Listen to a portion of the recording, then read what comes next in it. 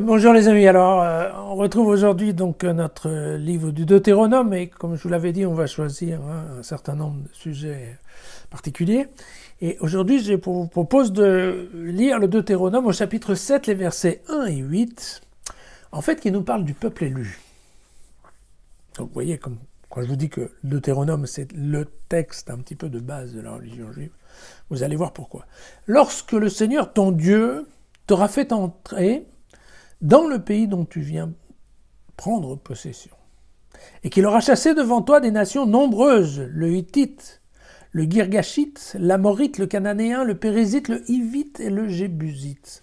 7 nations plus nombreuses et plus puissantes que toi. Lorsque le Seigneur ton Dieu te les aura livrées et que tu les auras battus, tu les voueras totalement à l'interdit. Tu ne concluras pas d'alliance avec elles, tu ne leur feras pas grâce.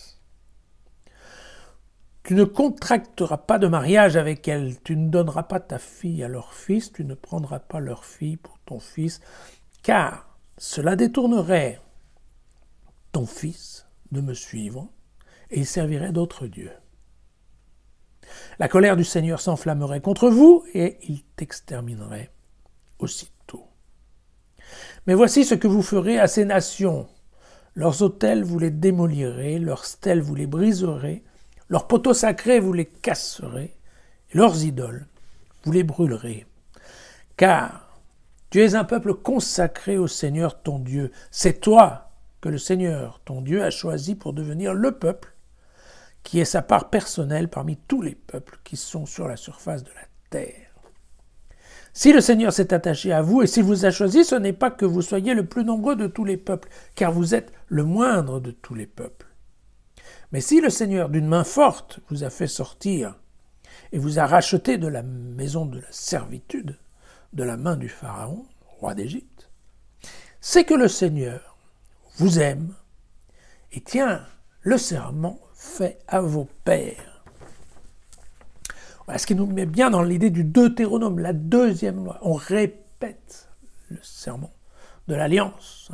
Je vous avais dit que c'est un serment qui est tout à fait copié sur les traités de vassalité des Assyriens, donc aux alentours des années moins 1000, dans lesquels on définit en effet ce que va faire le souverain et ce que va faire celui qui est sous la conduite du souverain.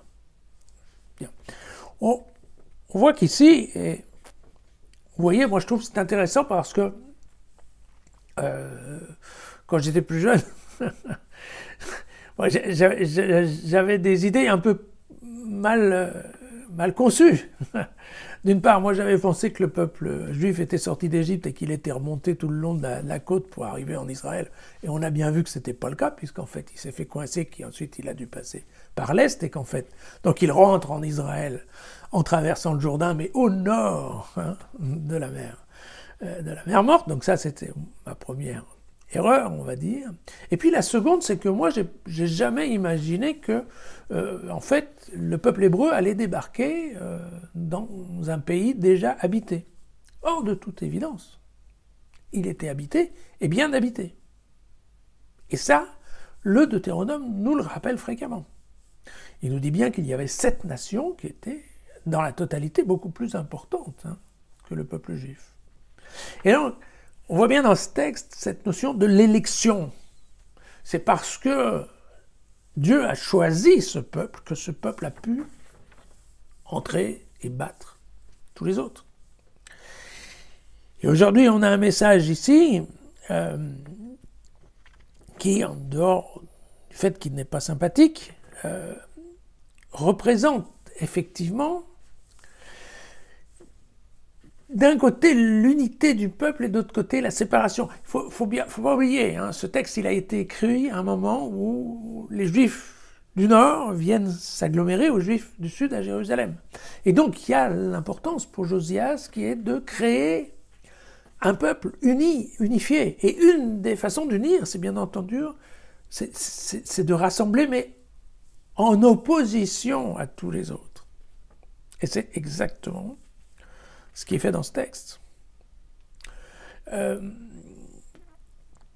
je ne sais pas si vous vous souvenez, mais il y avait dans le livre des Nombres, au chapitre 23, là, il y avait ce fameux mage qui s'appelait Balaam, à qui le roi d'Édom avait demandé de jeter un sort aux Juifs. Et en fait, il refuse de le faire, et on le fait monter sur des montagnes chaque fois plus hautes, de telle façon que, vu d'en haut, ils se rendent bien compte de ce qu'est le peuple juif, et qu'effectivement, il représente un risque pour les rois qui sont en place.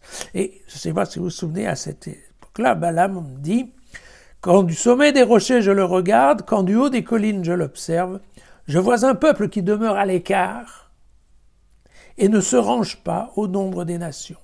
Voilà. C'est exactement cet esprit-là. Un peuple, le peuple de Dieu, exceptionnel et complètement séparé. Et vous voyez, c'est dur, là, puisqu'il dit ouvertement, surtout n'allez pas commencer à vous mélanger.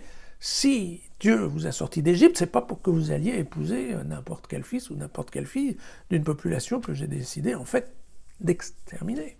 Car c'est bien de ça dont on parle. Le risque étant, bien entendu, toujours le culte des idoles. Voilà. Parce qu'effectivement, ces populations qui sont déjà sur la terre de Palestine, sur la terre de Canaan, en fait, le problème, c'est qu'elles ont des dieux. Elles ont des idoles. Et c'est pas le Dieu des Juifs. D'accord? Et donc il y a effectivement, bien entendu, une compétition entre les dieux. Je crois qu'on va dire ça comme ça. Voilà. On voit bien ce système d'élection, on le retrouve encore, il est mis en valeur dans la suite du chapitre 16, du chapitre 7, pardon, au verset 16. Tu supprimeras tous les peuples que le Seigneur ton Dieu te livrera sans t'attendrir sur eux. Tu ne serviras pas leur Dieu, ce serait un piège pour toi. Voilà, sans s'attendrir. On est typiquement dans un texte qui est un texte guerrier. Voilà. Alors, attention, parce que faut toujours réfléchir hein, quand un texte nous choque. Et là, il nous choque parce que, évidemment, comme tout le monde, on se dit, mais oui, mais attendez, ça c'est notre Dieu. Notre Dieu, il est pour exterminer tout le monde et liquider tout, et sans tendresse, sans aucune bonté. C'est tellement un peu contraire avec ce qu'on nous apprend dans les évangiles qu'on peut s'étonner. Alors, il ne faut pas oublier d'une part que, voilà, ces textes-là, en fait, ce sont des hommes qui ont écrit. Ce sont des hommes qui nous transmettent l'idée que Dieu, parfois, sait être violent contre son peuple, quand il s'agit de se fâcher, hein, je vous rappelle quand même le déluge, ou contre les autres quand il s'agit d'imposer son peuple. Voilà. C'est la puissance de Dieu. Et c'est vrai qu'à l'époque, il faut quand même le dire, on imaginait obligatoirement, facilement, si on vous demandait à quiconque de parler de Dieu, on voyait en Dieu, voilà, hein, le Dieu du tonnerre, des éclairs, de la foudre, cosmos, vous vous souvenez, le lien entre la religion et la cosmologie. C'est ce qui se passe dans les planètes. Donc il y a obligatoirement une notion de puissance, et de puissance dans le sentiment de la force, et donc, quelque part, dans la force militaire. Et il va de soi que, entre autres, les gens qui écrivent ce texte, n'oublions pas, c'est quand même dans un contexte militaire qui est assez sensible. Hein. Les Assyriens ont déjà envahi le nord. Ils proposeraient bien de descendre un peu plus bas.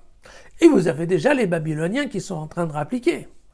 Et donc, par rapport à tous ces peuples-là, je vous avais dit, le rédacteur du Deutéronome cherche à montrer que eux aussi, le peuple juif, ils ont leur propre histoire. Et pour démontrer que l'histoire, effectivement, est aussi bonne que celle des envahisseurs, il est important de démontrer qu'il y a eu des faits de guerre, et des faits de guerre violents. Certes, on est un petit peuple, mais attention, nous on a Dieu. Et donc, quand on va à la guerre, attention, nous, on a été très violents. Et donc, méfiez-vous. Avant de commencer à penser nous envahir, réfléchissez bien. Voilà. Donc, voilà, texte, oui, c'est vrai que, vu comme ça, notre Dieu n'est pas très sympathique. Mais, voilà, n'oublions pas, le Deutéronome a été écrit par des hommes. À demain.